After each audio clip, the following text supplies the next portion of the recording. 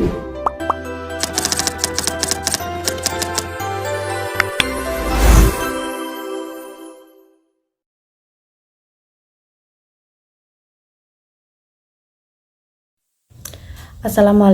warahmatullahi wabarakatuh. Perkenalkan, saya Tri Puji Lestari, nomor absen 31 dari kelas 101. Nah, di sini saya akan menjelaskan tentang meraih kesuksesan dengan kompetisi dalam kebaikan dan etos kerja. Nah, di sini saya akan menjelaskan tentang surah Al-Maidah ayat 48 dan yang berarti atau yang mempunyai arti itu, dan kami telah turunkan kepadamu Al-Quran dengan membawa kebenaran, membenarkan apa yang sebelumnya, yaitu kitab-kitab yang diturunkan sebelumnya, dan batu ujian terhadap kitab-kitab yang lain. Maka putuskanlah perkara mereka menurut apa yang Allah turunkan, dan janganlah kamu mengikuti hawa nafsu mereka dengan meninggalkan kebenaran yang telah datang kepadamu. Untuk tiap-tiap umat di antara kamu berikan aturan dan jalan yang terang. Sekiranya Allah menghendaki, niscaya kamu akan dijadikannya satu umat saja. Tetapi Allah hendak menguji kamu terhadap pemberiannya kepadamu. Maka berlomba-lombalah berbuat kebaikan, hanya kepada Allah lah kembali kamu semuanya. Lalu diberitahukannya kepadamu apa yang telah kamu perselisihkan itu. Nah, itu merupakan arti dari surah Al-Maidah ayat 48. Nah, kemudian kita akan membahas tentang asbabun nuzul atau latar belakangnya. Nah, jadi surah Al-Maidah sendiri itu tidak ada latar belakang atau asbabun nuzul yang istimewa. Tetapi menurut Ibnu Abbas, surah ini itu turun berkenaan dengan peristiwa ahli kitab yang meminta keputusan kepada Rasulullah Shallallahu Alaihi Wasallam atas persoalan yang mereka hadapi, dan Allah itu menurunkan surah Al-Maidah ini sebagai petunjuk bagi Rasulullah Shallallahu Alaihi Wasallam. Dan surah ini tuh turun ketika Nabi Muhammad Shallallahu Alaihi Wasallam itu sedang menunggangi unta. Bahkan bagian paha unta tersebut itu hampir saja patah karena saking beratnya wahyu yang diterima oleh Rasulullah. Nah, jadi di sini tuh saya akan membahas tentang kandungan apa aja yang terkandung dalam surah Al-Maidah ayat 48. Jadi yang pertama ialah Al-Quran diturunkan dengan hak atau kebenaran, yaitu hak dalam kandungannya, cara turunnya, dan yang mengantarkannya turun. Kemudian kitab Al-Quran itu berfungsi menjadi pembenar kitab-kitab sebelumnya. Kemudian kitab Al-Quran itu juga menjadi pengawas, pemelihara, penjaga kitab-kitab terdahulu, dan menjadi tolak ukur kebenaran terhadapnya. Hal ini tuh karena Al-Quran bersifat universal dan mengandung kemaslahatan abadi bagi umat manusia sepanjang masa. Kemudian Allah SWT itu memerintahkan agar menjadikan Al-Quran itu sebagai pedoman hidup. Nah, kemudian tiap-tiap umat itu kan pasti memiliki aturan atau syariat yang akan menentunya menuju kebahagiaan yang abadi. Kemudian Allah SWT itu telah menjadikan syariat Nabi Muhammad sebagai penyempurna syariat para nabi terdahulu. Jadi kan sebelum Nabi Muhammad ada itu kan ada beberapa nabi-nabi sebelumnya. Nah, itu tuh Allah itu telah menjadikan syariat Nabi Muhammad itu sebagai penyempurna syariat para nabi terdahulu. Kemudian umat Islam diperintahkan untuk berlomba-lomba dengan sungguh-sungguh dalam berbuat kebaikan dan menghindari perdebatan yang tidak perlu hingga menghabiskan waktu yang sia-sia.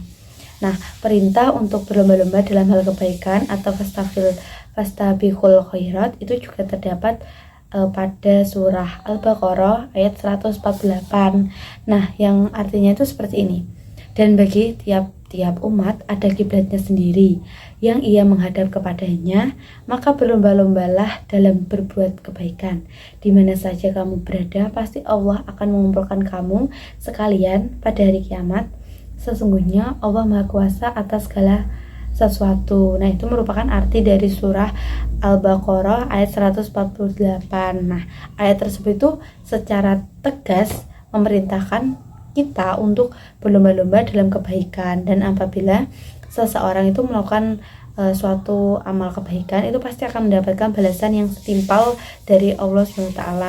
Nah, kenapa sih seorang mukmin itu harus segera dalam berlomba-lomba dalam kebaikan, karena kesempatan waktu hidup di dunia itu hanya sementara dan terbatas oleh ruang dan waktu. Manusia itu tidak akan tahu kapan mereka dipanggil, kapan mereka itu sudah tidak ada lagi di dunia ini. Jadi selagi kita itu masih ada kesempatan, ya mari kita segera berlomba-lomba dalam berbuat kebaikan. Kemudian, nah kalian itu kan pasti ingin mengamalkan surah Al-Maidah ayat 48.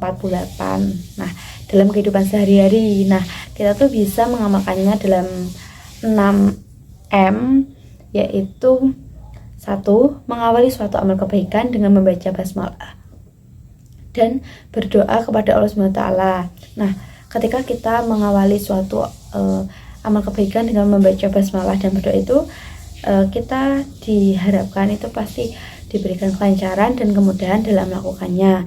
Kemudian yang kedua, melakukan semua amal kebaikan dengan penuh optimis dan semangat. Kemudian yang ketiga, menjaga konsistensi atau istiqomah amal kebaikan yang sudah kalian lakukan. Kemudian yang keempat, mempelajari ilmu yang terkait. Kemudian yang kelima itu membiasakan kerjasama. Kemudian yang keenam itu mengamati, meniru, dan memodifikasi amal kebaikan. Nah, manfaat dari mengamalkan 6M tersebut yang sudah saya sebutkan tadi itu ialah 1. Memperoleh ridho dari Allah SWT, menjadi manusia yang bermanfaat, mempercepat penyelesaian pekerjaan, termotivasi untuk menjadi jauh lebih baik lagi, menjadi pribadi yang disiplin dan bertanggung jawab. Dan yang terakhir ialah mempererat hubungan antar sesama. Nah, jadi di sini saya akan membahas tentang surah At-Taubah ayat 105 tentang etos kerja. Nah, surat At-Taubah ayat 105 itu artinya seperti ini. Dan katakanlah, bekerjalah kamu, maka Allah dan Rasul-Nya serta orang-orang mukmin akan melihat pekerjaanmu itu, dan kamu akan dikembalikan kepada Allah yang mengetahui akan yang gaib dan yang nyata.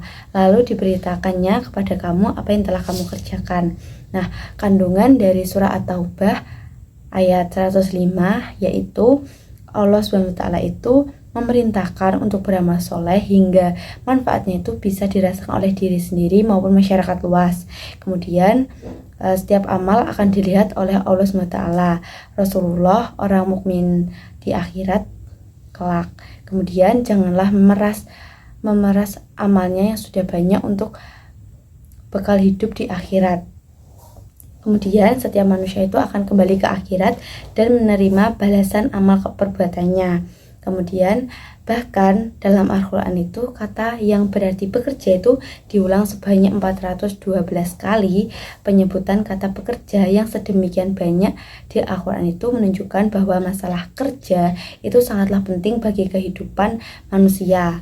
Oleh karena itu di Islam itu sangat menganjurkan umatnya untuk bekerja keras atau etos kerja. Nah, kemudian bagi seorang mukmin itu etos kerja itu bukan hanya bertujuan memenuhi kebutuhan sehari-hari, tetapi tujuan mulia yakni beribadah kepada Allah SWT. Nah, tujuan bekerja dalam Islam atau menurut Islam sendiri itu ialah meraih ridho dari Allah, menolak kemungkaran. Nah, menolak kemungkaran di sini itu maksudnya kayak ketika seseorang itu menganggur. Nah, itu tuh hawa nafsu mereka tuh jauh lebih besar seperti itu. Kemudian kepentingan amal sosial seperti bersedekah, terus berbagi ke orang yang membutuhkan seperti itu. Kemudian memberi nafkah keluarga. Nah, cara meningkatkan etos kerja yaitu pertama itu membuat skala prioritas dari semua pekerjaan yang mendesak itu agar segera diselesaikan. Jadi kalian bisa membuat skala prioritas untuk memprioritaskan itu pekerjaan mana dulu yang kalian lakukan seperti itu. Kemudian meningkatkan semangat, pengetahuan dan keterampilan yang menunjang pekerjaan. Jadi selain skill yang dimiliki itu kita juga harus meningkatkan semangat, pengetahuan, keterampilan yang menunjang pekerjaan. Nah, kemudian saling memberikan motivasi kepada rekan kerja agar terjaga komitmen untuk maju dan sukses bersama-sama.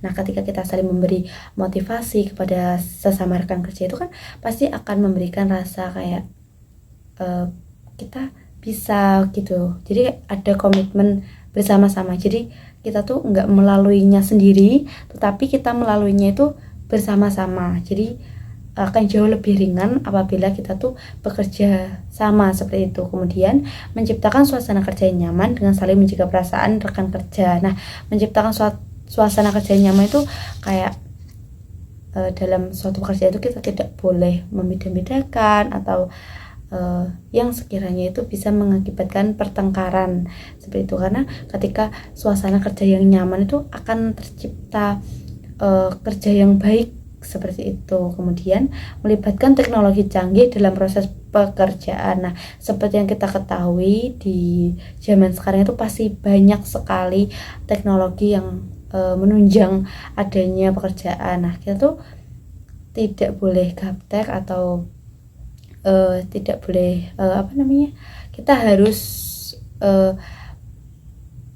ininya tuh kayak bersosialisasi dengan teknologi tersebut agar membuat dengan ranah itu membuat pekerjaan kita tuh jauh lebih cepat dan lebih cepat selesai dengan teknologi tersebut. Kemudian, nah, kalian pasti pengen kan tahu manfaat etos kerja itu apa? Kenapa kita harus melakukan etos kerja? Nah, jadi manfaat etos kerja sendiri itu terbiasa menghargai hasil yang sudah diraih. Karena ketika kita bekerja keras, kita akan jauh lebih menghargai hasil kita sendiri. Kemudian, menjaga martabat diri sendiri, wujud pengabdian kepada Allah SWT, melatih sifat tabah, sabar, dan tawakal. Nah, terima kasih buat semuanya. Saya tutup penjelasan saya dari bab 1 ini. Semoga apa yang saya sampaikan itu bermanfaat, dan terima kasih. Wassalamualaikum warahmatullahi wabarakatuh.